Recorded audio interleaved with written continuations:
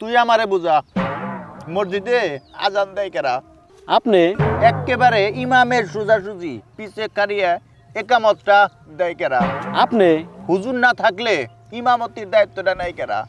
আপনি তাইলে তুই যে কাইল সবার সামনে বাজারে কইলি রিয়াজ মোল্লা দোজকে যাইব সবার আগে এই কথা কইলি কে কানের নিচে কিন্তু দুইটা দিমু তরে কইছিলি কে এই কথা ধর্মিয়া তুমি তো জানোই না এরকম ফেরেস্তার মতো মানুষটারে তুমি এত বড় কথাটা কইছাও তোমার ওনার কাছে মাপ চাওয়া দরকার আপনি আবার কি কোন হুজুর আইছেন তো কাইল ওনার সম্বন্ধে আপনি কি জানেন যা জানলাম উনি একজন ইমানদার লোক কচু জানেন আপনি উনি এলাকায় টাকা লাগায় টাকা লাগিয়ে সুদ খায় সুদ সুদ সুদ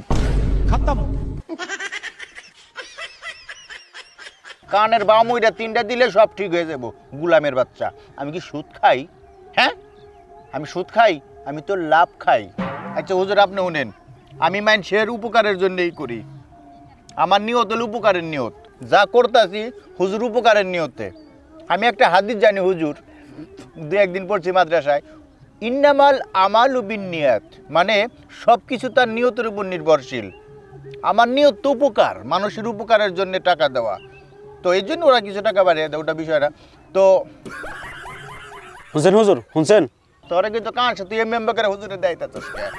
দেয়টা হুজুরে দেখতেছে না আমারে এটা ম্যাডাম করে দেন হুজুর এটা কি তো হুজুর আমি কি কইছি বুঝছেন তো কোরআনে অনেক জায়গায় এই সুদ খাওয়ার কথাটা নিষেধ আছে সূরা বাকারায়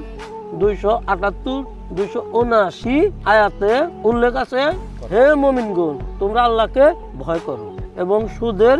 যা কিছু বকে আছে তা মাফ করে দাও যদি তোমরা সত্যিকারের মুমিন হও যদি তোমরা তা না করো তবে আল্লাহ তার রাসূলের পক্ষ থেকে যুদ্ধের ঘোষণা শুনে নাও যদি তোমরা তওবা করো তোমাদের মূলধন তোমাদেরই থাকে তোমরা কারো অত্যাচার করিও না আল্লাহ তোমাকে অত্যাচার করবে না সরাসরি আল্লাহর সাথে যুদ্ধ ঘোষণা তাইলে আবার কি এখন কি আপনি বুঝতে পারছেন কি পরিমাণ পাপ হবে